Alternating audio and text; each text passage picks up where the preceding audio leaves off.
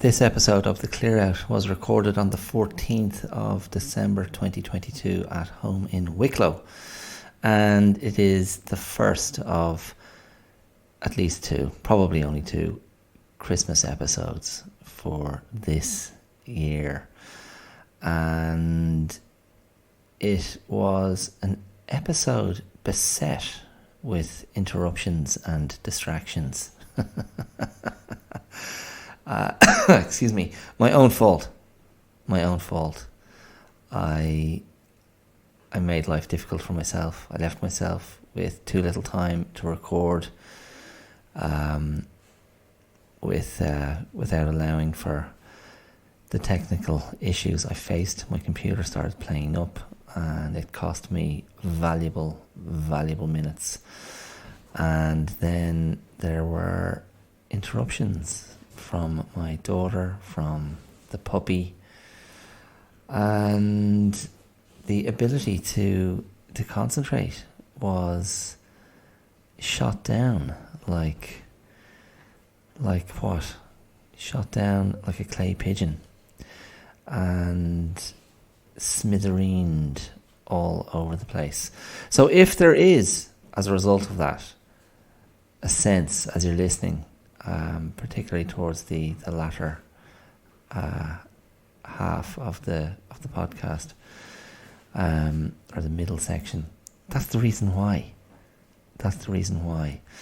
And I had to vacate the premises for a social engagement and come back and finish recording this very late at night. So yes, quite a bit of frustration around an episode that I had otherwise been very much looking forward to. So so basically there's just some Christmas thoughts and reflections and some Christmas memories of Christmases past, a couple of Christmas poems, and then a Christmas story that I wrote for Aura, the wellness and sleep app, this time a year ago. And I thought, actually, it's not a bad story. I'll throw that up here while I'm working on another Christmas story that I'm hoping to have ready for next week. Okay, so that's what's going on. It's Christmas and more Christmas, in that sort of lo-fi way of mine. It's not too intense, so don't get the heebie-jeebies, the Christmas heebie-jeebies. You can just roll with it. All right, okay. I'll see you there just after this little bit of music. Cheers. Ooh, not gonna change my mind, leaving the dream behind. Hi, my name is Dara Clear, and you're listening to The Clear Out. You're very welcome. You're very welcome to a festive episode. I hope you like that sort of thing. That may or may not be your bent, your inclination. Are you a fan of the festive season? This festive season? The old festival of Christmas. Festival. Do you like the Christmas tree? Do you like the lights? Do you like all the paraphernalia of the season? Do you look forward to exchanging gifts? Do you look forward to a heaving board? Or not? Maybe you have no love in your heart for this time of year. It's a zero-sum game. That may be how it feels. That's certainly how Ebenezer Scrooge felt. I think his line was, you keep Christmas in your way and let me keep Christmas in mine, to his very jolly, irritating nephew, who represented the full-blooded embrace of all things Christmas in the face of Scrooge's ice-cold heart, the mercenary money lender. Usury was his game. And really that's that's kind of set us up. That's set us up for all our Christmas fare ever since. It's either that or the Nativity. I mean, these are they the two most enduring Christmas stories? A Christmas Carol, Scrooge, the skinflint, he of the hardened heart, or else you get the replication, the facsimile of the Nativity, the arrival of baby Jesus.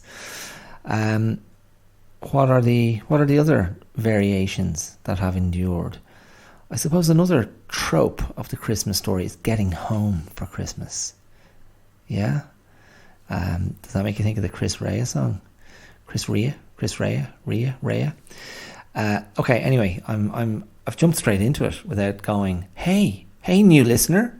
If you're a new listener to the Tell, what I do here at the Clear Out is explore everything that life throws at us. the collective us, you, me, we. I'm so unbelievably arrogant and presumptuous and egotistical that I think I can speak for us all. That's actually not true. I do just try to look at whatever's going on in my own life, whatever seems to be going on elsewhere around the world, and try to make sense of things and put things into a wellness frame, because I think everything impacts our sense of wellness, for better or worse. And I'm a big advocate of cultivating resilience and a regime of self-care, and sort of trying to take a pragmatic, practical, sensible, doable approach to cultivating one's own wellness. And the attitude part, the wellness with attitude, which is the subtitle of the podcast, the attitude part is just keeping it real. It's just not getting too ridiculously over the top with the hyper performative positivity, which I kind of detest and deeply distrust. I just think, come on now, would you ever just give it a rest? Just be normal. Anyway, so okay, that's it. That's the summary of the raison d'être of this podcast, this humble offering.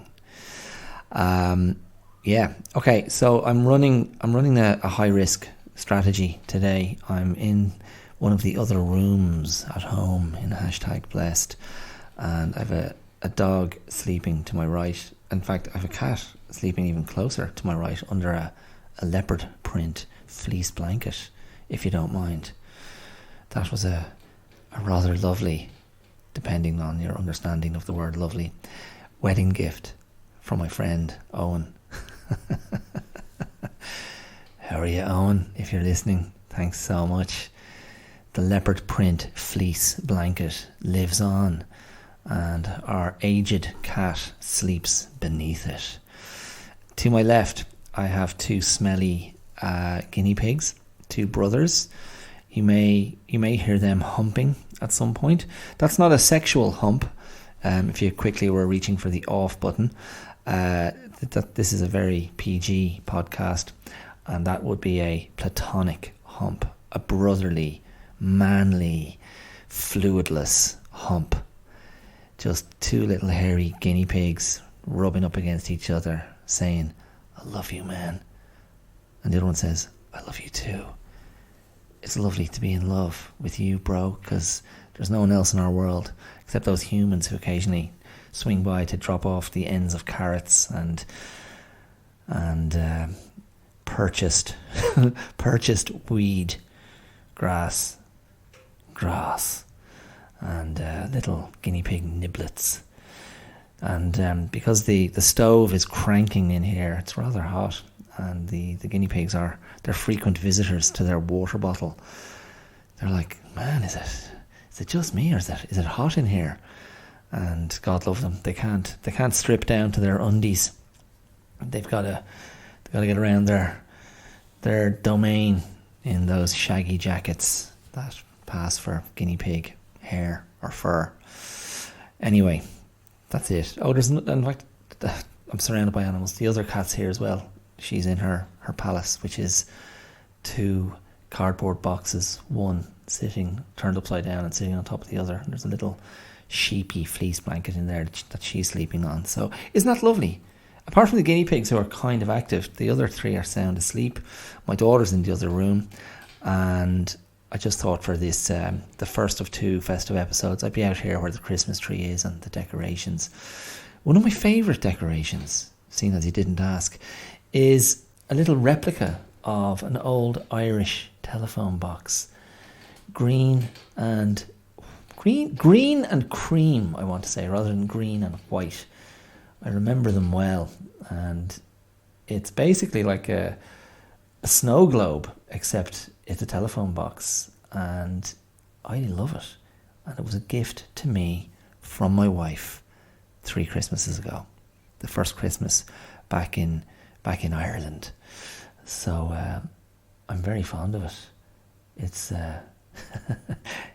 it's lovely, and those little things, getting out your snow globes and the like, they're the stimuli for your Christmas spirit. Again, as I say, if you're someone who leans that way, and all joking aside, if you're not someone who leans that way, don't worry about it. Don't worry about it. It's okay. You just go and be joyless and miserable by yourself, okay? Again, I'm joking. It's not for everyone. It's not for everyone. In fact, my wife she's doing a gig tonight with her long-term friend and drummer, Sean. How are you, Sean? I know you're not listening. Not a big fan of Christmas. A reluctant participant. It's and I think the thing is, if you've a little bit of contrarian in you, the forced participation, the forced kind of jollity of Christmas can be a pain in the rear end. But what I would take from the Scrooge quote, I don't think it's exactly right, but I think you work it out for yourself. You do Christmas in your way, I'll do Christmas in mine, and find the right combination of things that make it sing, so to speak. So today, it's going to be a shortish episode for a few reasons. I had massive delays trying to get this episode going today. My computer was playing up, and the software I used to record just kept on cutting out. It just would stop recording in mid-flow. Maybe the computer is sick of listening to me. So I just shut everything down, went to restart my computer. It took half an hour to reboot. That is the sign of an unwell machine. So yeah, might be time to get a new laptop, and that's great because I can't afford one at the moment. So all free laptops can be sent to #blessed. Do get in touch if you want my address, and a big fat thank you. I'll have to find a way. Anyway, that sort of thing drives me mad. Pet hates things that don't do what they're supposed to do. Like, I'd get more annoyed, more exercised by my computer not working than a dictator getting up to what a dictator gets up to, because the dictator is actually doing what the dictator is meant to do. So it fits, it makes sense to me. Okay, well, of course, that's what the dictator is doing. Censorship and purges and ethnic cleansing and torture and, all the horrible stuff that dictators get on with. But it's like, hey, I'm a dictator. Like, what else am I going to do? Be all nice and sound and considerate and look after everyone and air those voices of protest? No.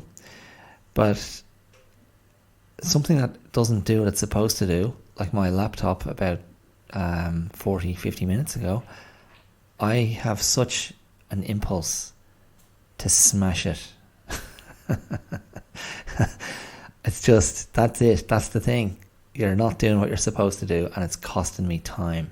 And I need to just, my counsel to my Tai Chi students is you've got to get into a receptive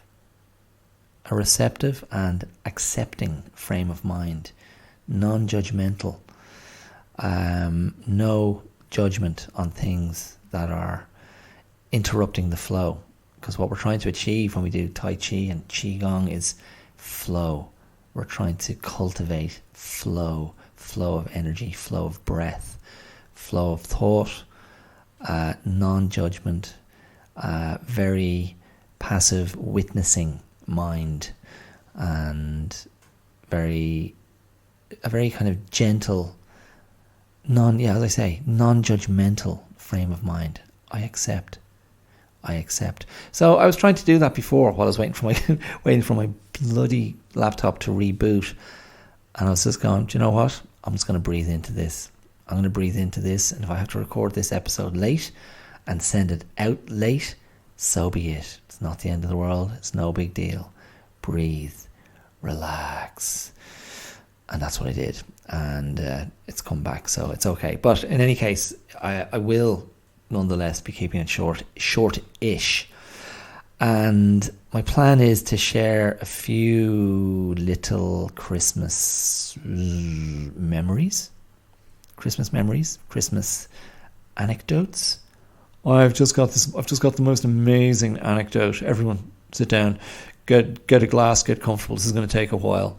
It's a long one.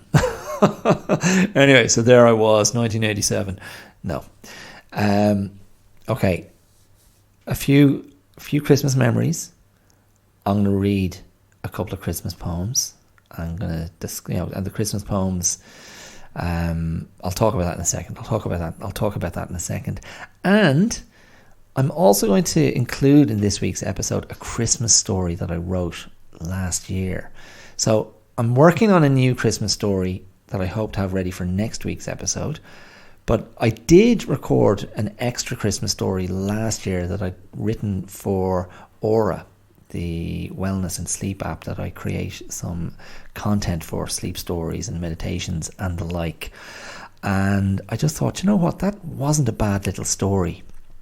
And I revisited it yesterday. I reread it and I thought, actually, you know what, this is quite nice. So I'm going to include that story in today's episode. So that means if you are a regular listener, and I know at least one listener, hi Joe. Yes, I'm talking to you, Joe Sparkles in Melbourne. Drama queen in the best sense, not in the insulting sense of the word. Joe runs an acting program for kids in Melbourne and kicks ass. And Joe's also a former colleague of mine, and I am a former colleague of hers. We worked together in an English language school in Melbourne quite a few years ago, and have remained pals. So Joe was asking me, are we getting a new Christmas story this year? And Joe, you are, and you might even be getting two. I've got two ideas percolating for two other different new Christmas stories, and I'm just trying to decide which one I'm going to try and get written between now and next week. But as I say, today I'm going to throw in one that you won't have heard before unless you're a listener to the Aura wellness app. Aura, can you feel my aura? And I'll talk about that a little bit later before I play it for you. Okay, so the puppy just jumped off the couch. Can you hear that? Can you hear the sound of noisy puppy drinking? Yeah, that's Pepper. I was trying to think, like, see, last year I really went hard on, my own relationship to Christmas and what I like about Christmas and how much I love Christmas and grand. And I thought, well, I don't really want to repeat that again this year. It's not very interesting, is it? If you've heard it all before. But fundamentally, just to give you the snapshot, there's a couple of aspects to what I've always liked about Christmas, and one is the obvious, the magic of Christmas, Santa Claus, all of that. I bought in big time as a kid, loved it, just loved that.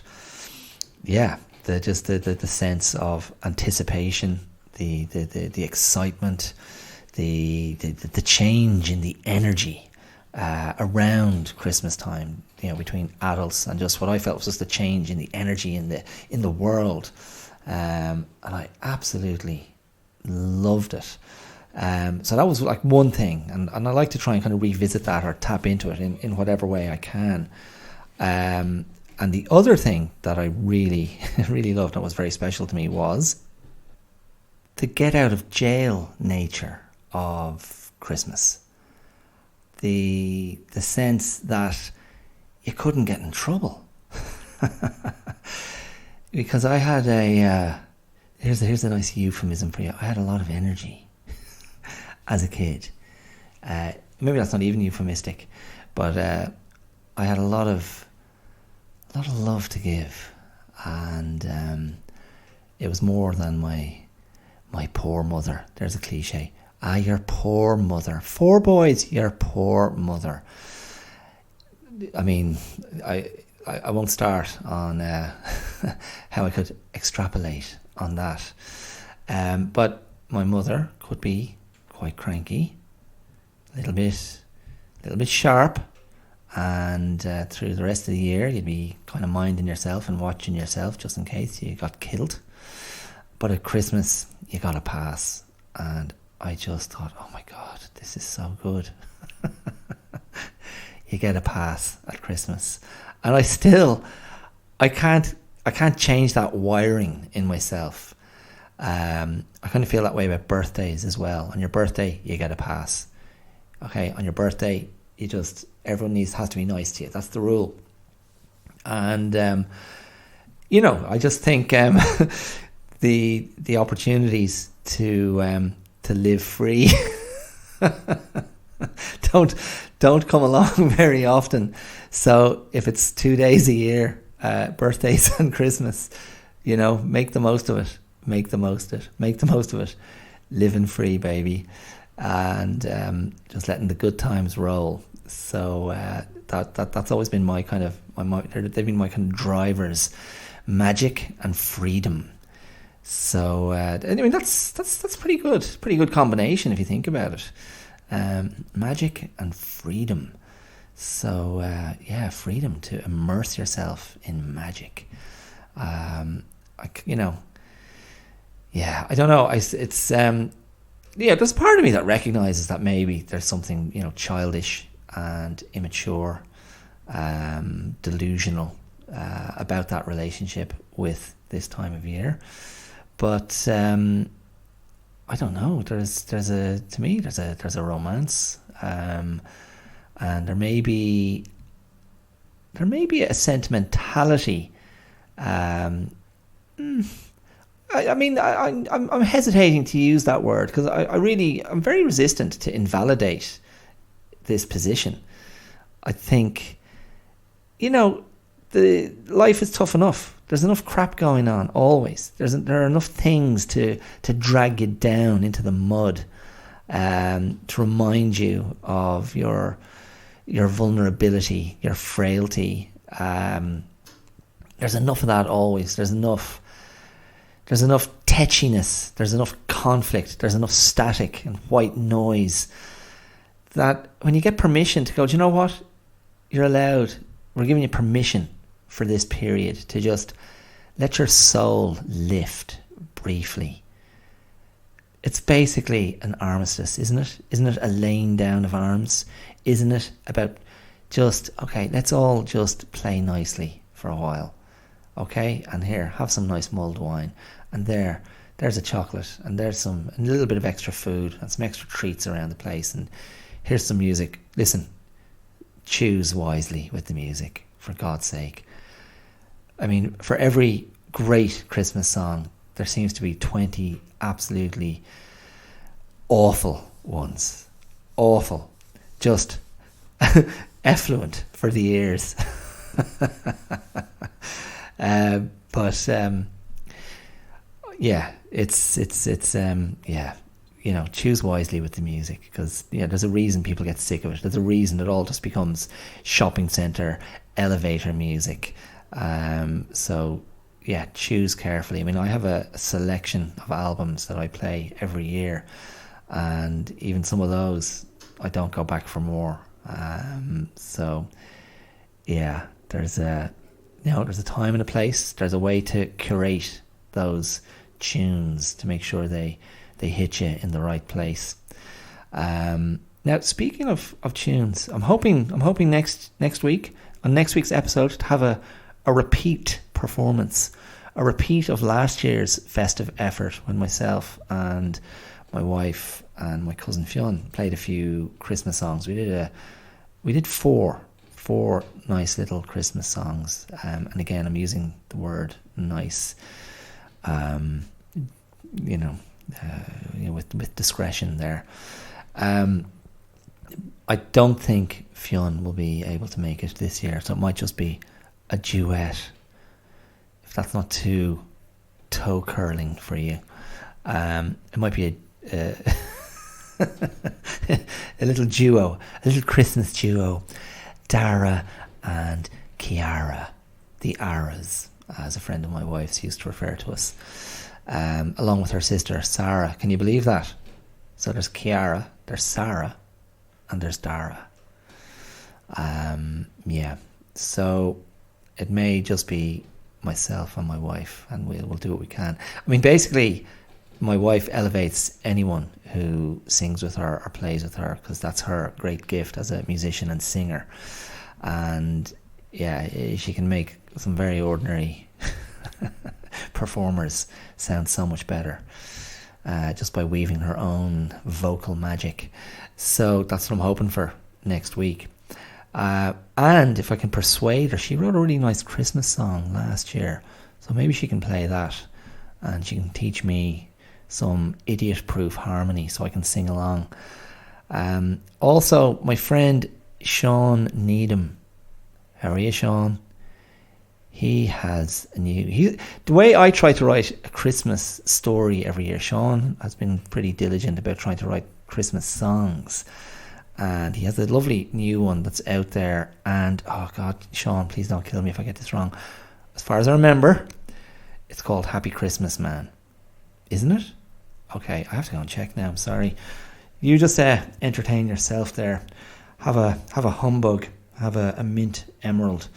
I'm just going to check that because I want to get that right. Because there's a lovely sentiment in the song that I really liked, and I liked the fact that a bit like the guinea pigs, it was kind of a brotherly love vibe to it, which I really appreciated.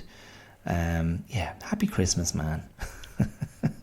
I knew I got it right. I knew it. I told you I wouldn't forget. Happy Christmas, man. Go and check that out. And it's quite a funny little video of Sean in his garden in Copenhagen beside a lovely burner in his garden. And it's a lovely track. And please, go and check that out and give Sean some love. That's Sean Needham. Think of who needs ham? Because that's how it's spelled. Need, N-E-E-D, ham, H-A-M, Needham. Sean Needham from Tirconnell, Abu Tirconnell. Oh my God, that was heinous. I don't know what accent I slipped into there, but it wasn't a bloody Donegal one, I can tell you that. From Donegal. How are you, Sean? Fair play to you, and hi to Esther and the chaps in Copenhagen. Go and check that out. Okay, I was going to share some Christmas memories, but I'm running out of time. Maybe I'm not. So hold on a second. So yes, Christmas memories.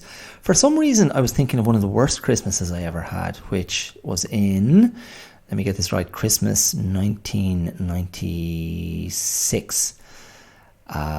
26 fat years ago. And I was in Exeter, in Devon, in the southwest of England. That's where I did my acting training, and myself and my Irish girlfriend who followed me over from Ireland, we had a little appartement, a little flat in Exeter. We decided we were gonna stay there for Christmas. I was feuding with my family. I was disgusted with them for lots of reasons, and I decided, no, I'm not coming home for Christmas. Screw you guys.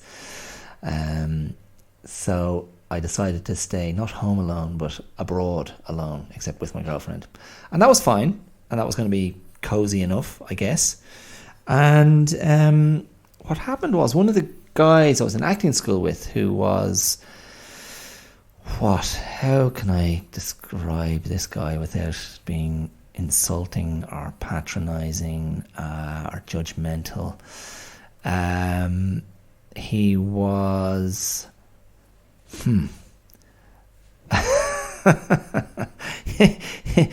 he was rather crude. He was a blunt instrument.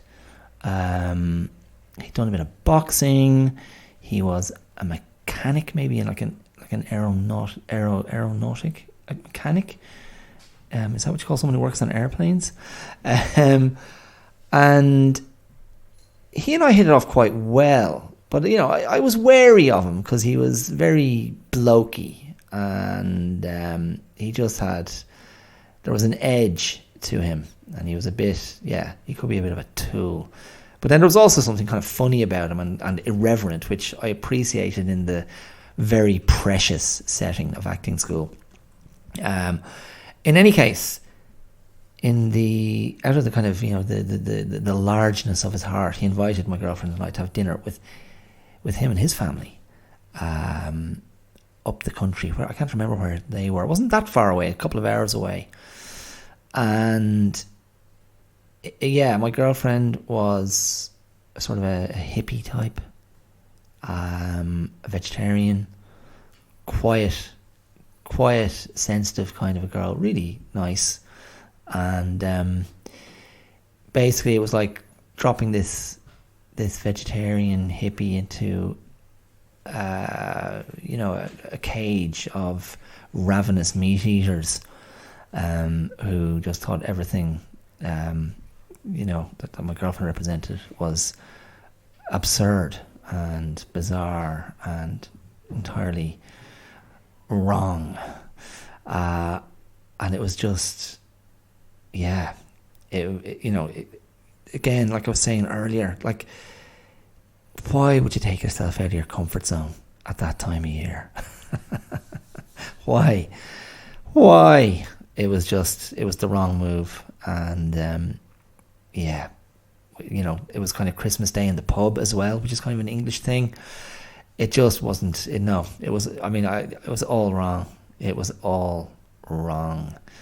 And we got out of there as quickly as we could the next day and back to our little apartment, and spent the remainder of the holidays there quite happily. Thanks very much.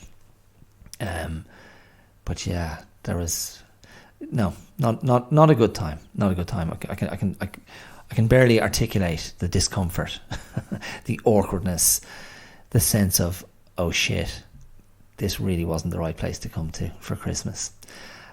Which doesn't take away from the fact that, we were made feel welcome in spite of everything. And that was a nice gesture of my acting classmate.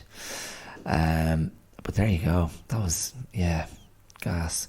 There was another Christmas in England when I was much younger, maybe going back 10 years before that, maybe mid-80s, Christmas 85 or Christmas 86.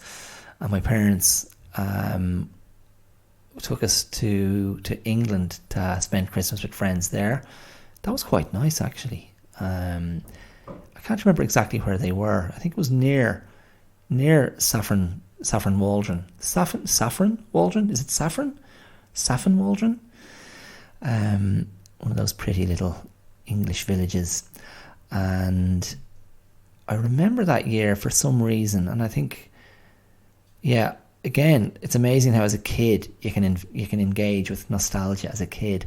And I thought I want a lovely Paddington book for Christmas, from my late grandmother, who was involved in the book trade, who set up her own bookshop many years ago. And yeah, I got this Paddington book, which was lovely. But the second I started reading it, I just had that sinking feeling of, oh, I got this wrong. I don't need this at all. I'm too old. What the hell was I thinking? However, what saved my Christmas that year was a Paul Young album, The Secret of Association. I was given that on tape, and it was absolutely brilliant. So that was the soundtrack to that Christmas, and it just had such great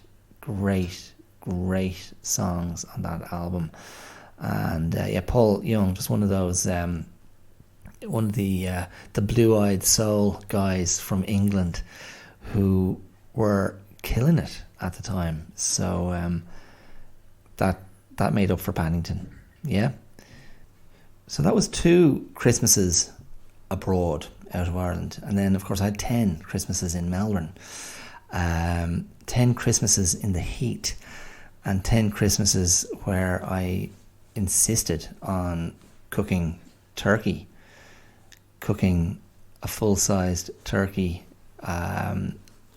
Even though my wife, who is not the ex-girlfriend I referred to earlier, but my wife is vegetarian, and my daughter's pretty indifferent to turkey. But for 10 Christmases in Melbourne, apart from I think we did one somewhere else, I was cooking turkey in 30 or sometimes 40 degrees heat, because that's how I roll. I was so insistent on, no, I'm having an Irish Christmas. I don't care that it's the middle of summer in Australia. And I did try to get spiced beef. Do you like spiced beef? I tried getting spiced beef in Melbourne, but it turned out not to be an option. So that was sad, but I've made up for it. There's a great butcher not far from where we live here in Wicklow, and he does what is now award-winning spiced beef. So my wife grabbed some of that for me earlier this week. It's sitting there in the fridge waiting to be cooked. Gonna be beautiful. Can't wait. Okay, I'm gonna crack on. So I'm gonna read you 2 poems. I was having a bit of a look around for nice Christmas poems, and again, a lot of Christmas poems, they do versions of the nativity story, or they do versions of your guilt being cleansed by the Spirit of the Lord, and I can't stand that stuff. I really can't. I'm not going to start that conversation. And then there are children's poems for Christmas, which are fine and lovely, but maybe just missing the kind of the texture I'm looking for. So what I'm going to read for you, I'm going to read 2 poems. One is very obviously a Christmas poem, and one is more generically a winter poem. But I mean, for me, that's part of what I like about Christmas. And we've been very lucky here in Wicklow in the last week. We've had some cold weather. We had a little bit of snow, so it's actually, it's looking quite Christmassy out there. White ground, and like driving home today from getting my daughter from school, just looking up at the mountains, and parts of the mountains are completely covered in snow, and they just glisten and gleam on the horizon so brilliantly, and it's just absolutely beautiful. I really, really love it. So that kind of northern hemisphere landscape, particularly the rural landscape, for me is part of the appeal of Christmas stories and Christmas settings. So I'm just going to read you this poem by Robert Louis Stevenson. Yes, he of Treasure Island fame and Dr. Jekyll and Mr. Hyde. And this poem is simply called Wintertime. Late lies the wintry sun abed, a frosty, fiery, sleepy head. Blinks but an hour or two, and then a blood-red orange sets again. Before the stars have left the skies, at morning in the dark I rise, and shivering in my nakedness, by the cold candle bathe and dress. Close by the jolly fire I sit, to warm my frozen bones a bit, or with a reindeer sled explore the colder countries round the door. When to go out, my nurse doth wrap me in my comforter and cap. The cold wind burns my face and blows its frosty pepper up my nose. Black are my steps on silver sod, thick blows my frosty breath abroad, and tree and house and hill and lake are frosted like a wedding cake. That's really nice, no? I like that a lot. Very, very evocative. I'm going to burst straight on. I've got another nice one here that I came across.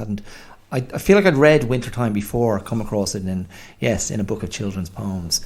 Here's one by Robert Frost called Christmas Trees. Now, you might be familiar with this and be rolling your eyes. I hadn't come across this before. And this is really quite nice because it's kind of the putting up in opposition the idea of the city mentality and the country mentality. Because basically it's the story of somebody coming down from the city to approach a country person who has a load of Christmas trees, like a field full of Christmas trees, and he wants to buy them. So it's their negotiation which forces the country person into evaluating his trees a bit differently. So, yeah, see what you think of this, because I thought it was quite nice. So this is called Christmas Trees by Robert Frost, and it's got a subtitle which is A Christmas Circular Letter. The city had withdrawn into itself and left at last the country to the country. When between whirls of snow not come to lie and whirls of foliage not yet laid, there drove a stranger to our yard, who looked the city, yet did in country fashion, in that there he sat and waited till he drew us out a buttoning coats to ask him who he was. He proved to be the city come again, to look for something it had left behind, and could not do without and keep its Christmas. He asked if I would sell my Christmas trees, my woods, the young fir balsams, like a place where houses all are churches and have spires. I hadn't thought of them as Christmas trees. I doubt if I was tempted for a moment to sell them off their feet, to go in cars and leave the slope behind the house all bare, where the sun shines now no warmer than the moon. I'd hate to have them know it if I was. Yet more I'd hate to hold my trees except as others hold theirs, or refuse for them beyond the time of profitable growth, the trial by market everything must come to. I dallied so much with the thought of selling. Then, whether from mistaken courtesy and fear of seeming short of speech, or whether from hope of hearing good of what was mine, I said, there aren't enough to be worthwhile. I could soon tell how many they would cut. You let me look them over. You could look, but don't expect I'm going to let you have them.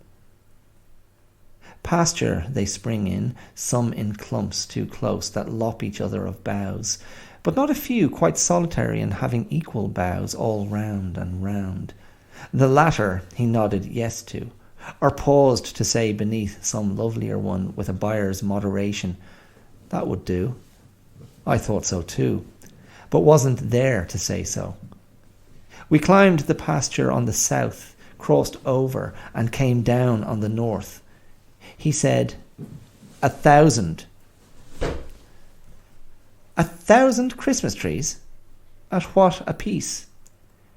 He felt some need of softening that to me. 1,000 trees would come to $30. Then I was certain I had never meant to let him have them. Never show surprise. But $30 seemed so small beside the extent of pasture I should strip. 3 cents, for that was all they figured out apiece. 3 cents, so small beside the dollar friends I should be writing to within the hour would pay in cities for good trees like those. Regular vestry trees whole Sunday schools could hang enough on to pick off enough. 1,000 Christmas trees I didn't know I had, worth 3 cents more to give away than sell, as may be shown by a simple calculation. Too bad I couldn't lay one in a letter. I can't help wishing I could send you one, in wishing you herewith a Merry Christmas. That's quite cool. I quite like that. I just lost the rhythm of that at one point. I had some visitors. My daughter came in and was trying to keep the dog under control, so there was some attempt at dog wrangling going on in the background there, which was quite distracting to say the least. I told you it was a high risk strategy, but that's what makes the clear out so special. It's anything but smooth. So I'm just going to go straight into the story. So this story, as I said earlier, I wrote for Aura, the sleep and wellness app, as a kind of just a Christmassy sleep story, and I tried to make it very straightforward, and it's very, very simply the story of a little boy who's brought into the city on Christmas Eve by his father, and it's trying to look at the sights and sounds of the Christmas scenes that play out there through the eyes of a small child. And if you're an Irish listener or a Dublin listener, I think I really was visualising Grafton Street in Dublin. Grafton Street is a pedestrianised street on the south side of the city, very popular, a lot of big name shops there, and it kind of winds its way from the side of Trinity College up to Stephen's Green, and that was kind of what I was picturing, kind of nighttime scenes around that part of Dublin, neighbouring streets, certain pubs, certain alleyways and archways, and in my mind that's where it was. I didn't bother name it as such, but that's kind of what I was picturing, coming off the suburban train, maybe getting off at either Westland Row or Tara Street, probably Westland Row actually, and then walking over to Grafton Street that way via Nassau Street and weaving your way through. So so that's the story, and it's called Christmas Eve in the City. I hope you enjoy it. Here it is. Cheers. Christmas Eve in the City.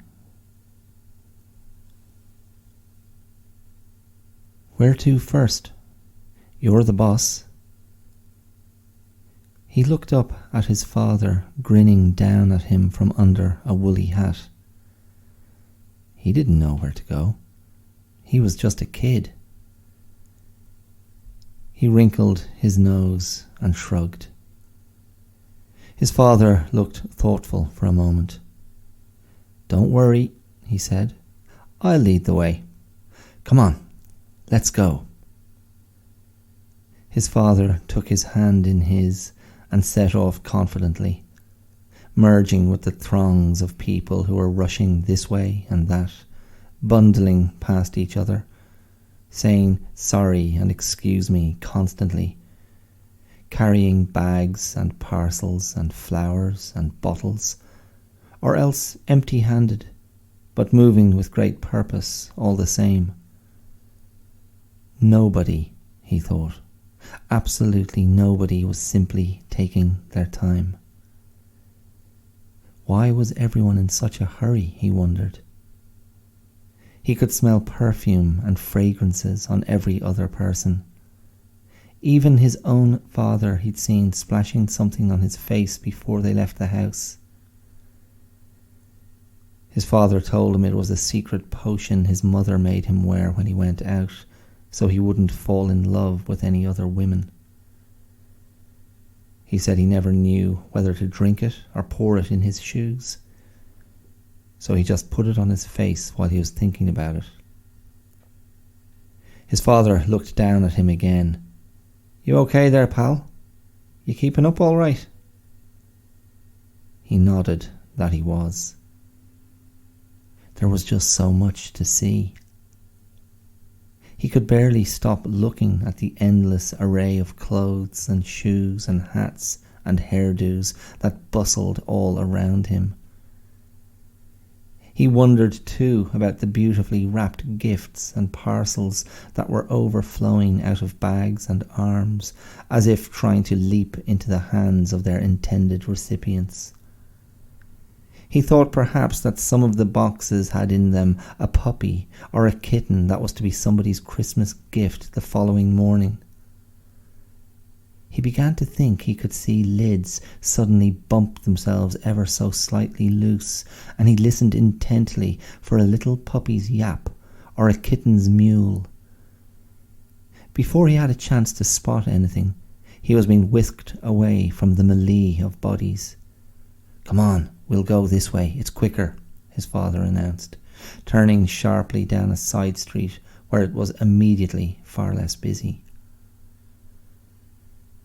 They strode along quickly past parked cars and darkened offices, and then they were turning again, this time under an archway that led them over several steps before they emerged onto a cobbled street that had brightly lit shops on either side. He could feel the illumination of the vibrant window displays reflecting on his face as they walked by.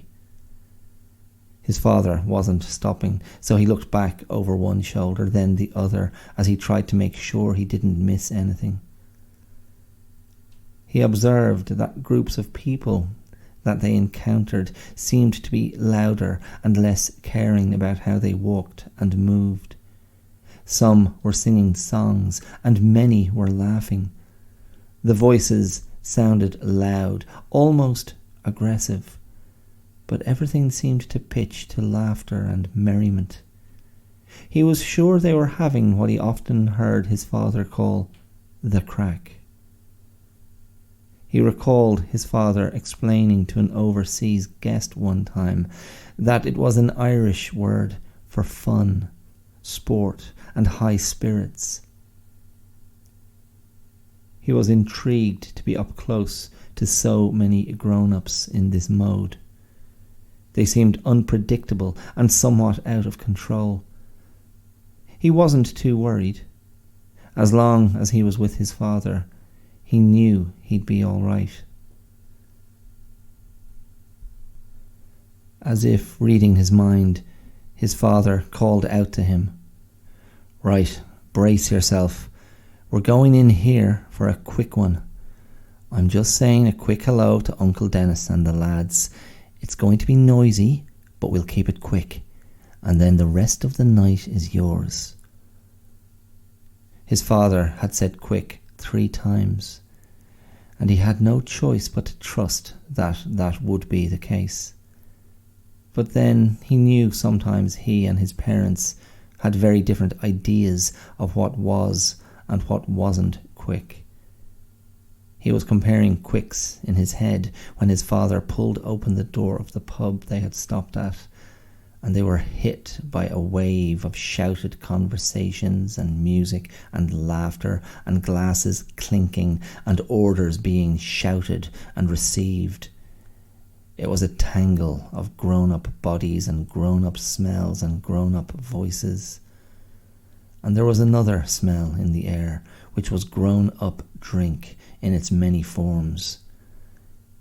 He was following his father as closely as possible, and there was suddenly an eruption of cheering as they found Uncle Dennis and a group of other men who seemed to have been having the crack for a long time before they had arrived. His father was clapped on the back and had his hand shaken several times. He himself was then hoisted up and over to Uncle Dennis, who gave him a big hug and warned everybody in attendance not to harm a hair on his head, or there would be hell to pay. Uncle Dennis held on to him and shouted at the barman for a Guinness and an orange juice with ice and a straw. The drinks came, and his uncle held him the entire time as he drank his orange juice slowly, savouring each cold mouthful in the hot, noisy arena in which he had been thrust. He watched his father throughout, laughing and telling stories and drinking and cheersing with his old friends. His father was as good as his word and finished his pint in no time. In fact, it was his father who had to wait for him to finish his drink. His uncle didn't release him until every drop was gone, and then they were on their way again, pushing through the merry masses and back out into the cold night air. His father crouched down to button up his coat and tighten his scarf. Now that wasn't too bad, was it? Good old Uncle Dennis. You check in with him tomorrow when he's over with us for dinner. I bet he'll be a lot quieter than he was tonight. Without warning, his father wrapped his arms around him and snuggled him for a moment, giving him a big squeeze before letting him go again. You're a great man, he said. You take it all in your stride, don't you? He didn't really understand what his father meant, but he smiled at him easily because he knew when his father was appreciating him, it was a bit of a moment. The energy between them changed, and even though it made him a little bit uncomfortable, he also really liked it. Come on, he said. Let's go. They hadn't far to walk before they were in the middle of another busy thoroughfare. Once again, there were people everywhere, milling past and amongst each other with a sense of great urgency. It struck him that not one of these busy grown-ups seemed at all cranky or impatient. People moved lightly, and many had smiles on their faces. He didn't know quite what to make of it, and tilted his head this way and that as every other person, both men and women, caught his eye. Hats, scarves, gloves, coats, packages, parcels, boxes and bags, and shoes. Lots of shiny shoes swam past him like shoals of colourful fish. Apart from the colour of the clothes and gifts and shoes themselves, he couldn't work out why the people seemed so colourful. Just as he was trying to come up with an answer to that question, his father lifted him up onto his shoulders and said with terrific enthusiasm, "Now that'll give you a better view of things. What do you think?" He clutched his father's head with his mittened hands to keep his balance, and then looked up and down the street. His eyes couldn't move quickly and perceptively enough to absorb everything there was to be seen, but in either direction he could see that the street disappeared out of sight around corners. All along each side of the street, shop windows were lit up with iridescent Christmas displays, and overhead arrangements of coloured lights crossed the street from one building to another in various shapes and combinations. There were sleighs and bells and messages and archways and holly leaves and parcels, all captured in neon of every colour. And together they formed a wonderfully illuminated ceiling under which they all had to pass. He loved it, and now understood how everybody seemed so colourful, because he too was now being lit up by the fall of artificial light on his face, sometimes white, sometimes green, sometimes yellow and red, sometimes flashing, sometimes still. It was as if the street was one giant decoration all of its own, a beautiful nighttime scene of Christmas busyness, and all the people were the tiny figures populating the action. He wondered what he looked like from high above, a little child atop his father's shoulders, his yellow mittens, blue bobbled hat, and chunky red duffel distinguishing him from everybody else.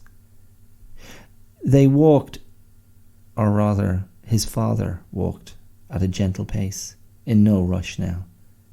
He stopped to let people pass, and to stare at one shop front or another, and all the time spoke little assurances and encouragements and inquiries to him. They found themselves at the window of a little cake shop.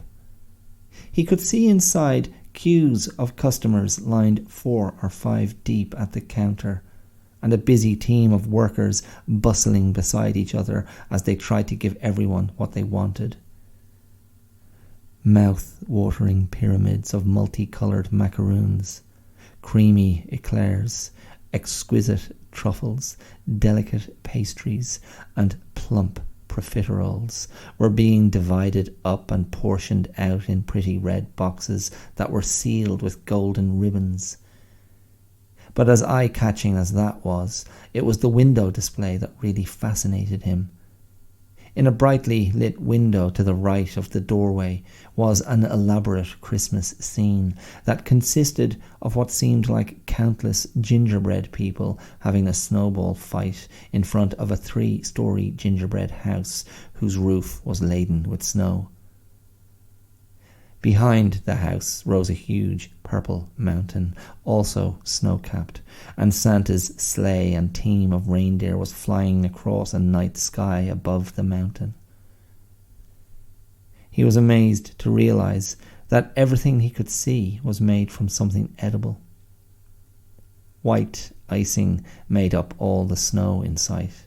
The house was made from gingerbread, and so too were the trees and benches in the window. Various sweets and chocolates and candy canes were used in different arrangements for everything else.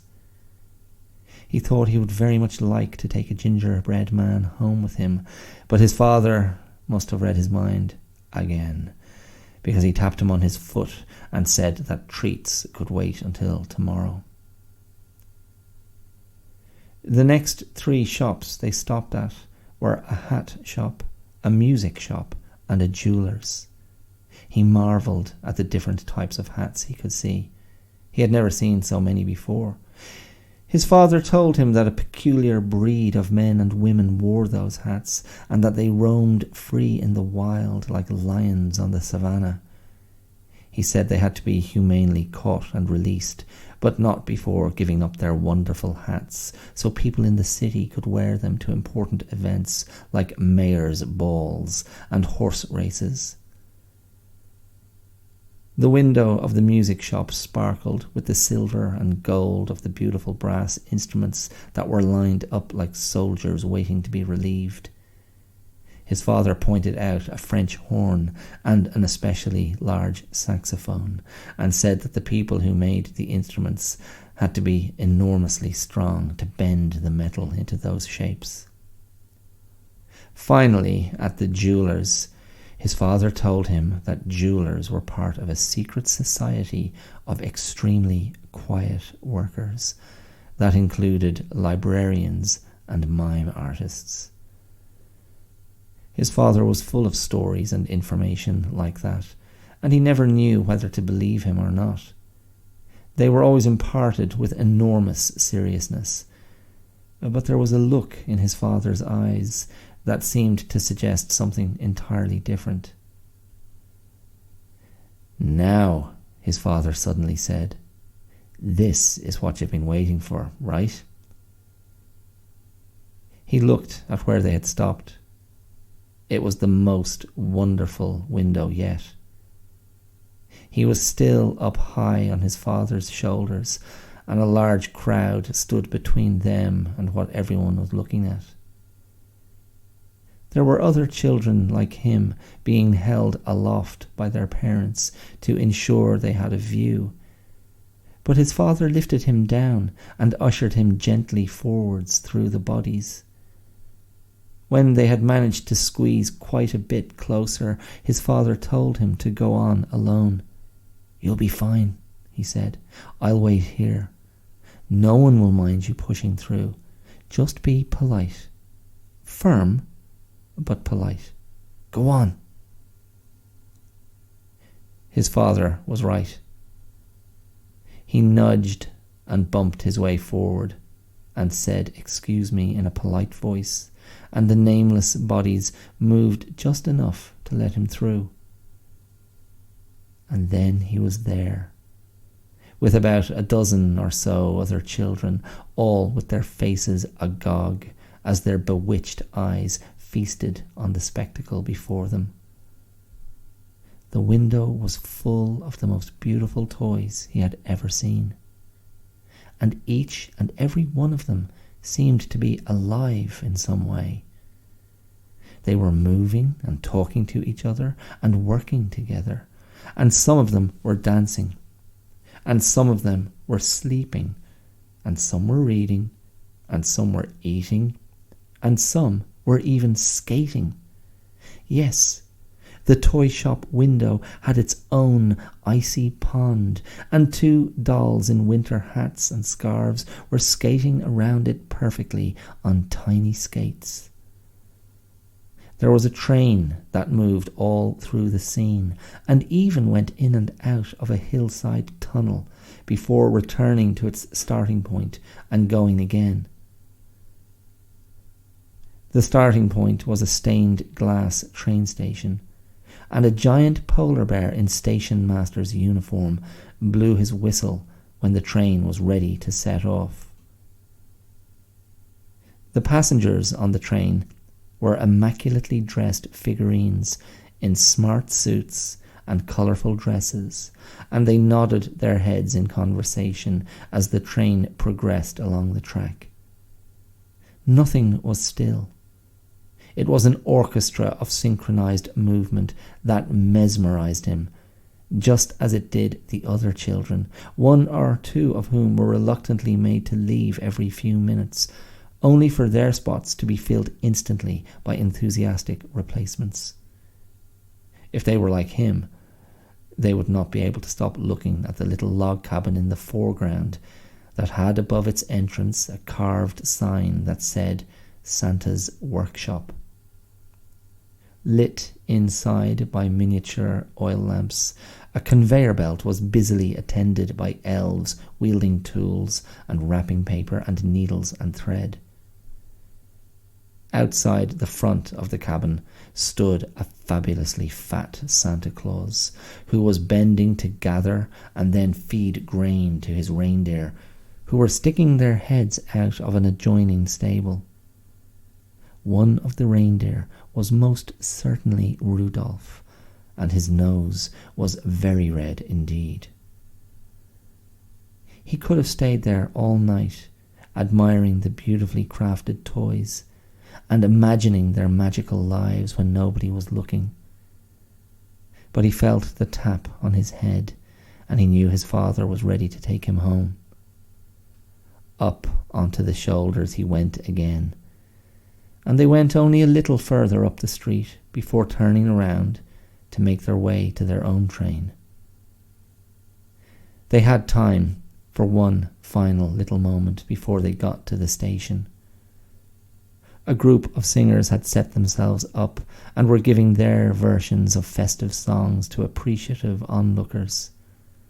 Beside them, a stall was selling mulled wine and hot chocolate. His father didn't need any encouragement from him. Without being asked, he approached the stall and got one of the stall holders to hand him up a mug of perfect hot chocolate with cream and marshmallows and a chocolate flake. His father warned him not to spill any on his head as he walked, while drinking his own heated beverage. They boarded their homebound train and were just two of the many passengers who were aglow with the spirit of the night. He had the window seat and cuddled into his father as he stared up at the night sky. His father chatted happily to the people sitting opposite as they shared what they had just seen and also what their plans were for the following day. He thought it a strange thing to be so friendly to strangers, but he also thought it was nice. The stars that lit up the darkness twinkled hypnotically, and just before his eyes became too heavy to remain open, he thought about the Santa from the shop window, and he was sure he was readying his team to set out for the busiest night of their year, and that maybe, just maybe, they'd have time to pay a little visit to his house, so the magic he was feeling so deep inside would last at least one more day. So there you go. That was the story. Christmas Eve in the city. I quite liked that idea of anonymizing the boy, not giving him a name. It's a bit like a mask. The idea of a mask. Excuse me. Sorry. In a mask in theatre. I think I've mentioned this idea before, where a very plain, unadorned mask invites the projections of the audience, and even though the mask is fixed, people, depending on what they project, will see a smile or a frown or a sneer or whatever else. So you leave the space for the audience to fill in. Anyway, so there you go. That's it. Okay, I'm going to leave it there. I'm going to leave it there for this episode. And yes, a little late. This episode is a little late going to press, so to speak. A few delays, and even this little wrap up that I'm doing comes at the end of a long day. And I've been to Dublin. I've been to Dublin all the way up to the Big Schmuck. I've been to Dublin and back for a festive night with family, which was really lovely. And food was eaten, drink was drunk, and songs were sung. And 3 generations were represented, maybe even 4. I'll have to think about that. Okay, so that's it until next week, and next week will be more Christmas fare, so if that's your bag, tune in again and see what I have on offer. Okay, so as always, you can click on any of the social media links to leave a response, share a thought. Please do subscribe, like, and recommend to your friends or family members or whoever you think might listen. And you can always, if you're so inspired, throw some of your financial heft behind this independent enterprise.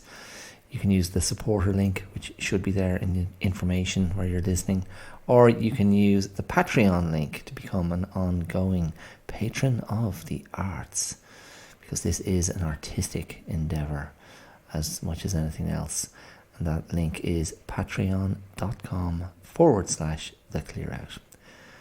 Okay, thanks very much. Thanks for listening. I hope you enjoyed the couple of poems. I hope you enjoyed my story by Dara, written in 2021 when I was 47 and 11/12. Okay, ho ho ho and all that jazz. I will talk to you next week. Take it easy, mind yourselves, stay safe, stay festive, stay out of it if that's your choice. Talk to you soon. Cheers, bye.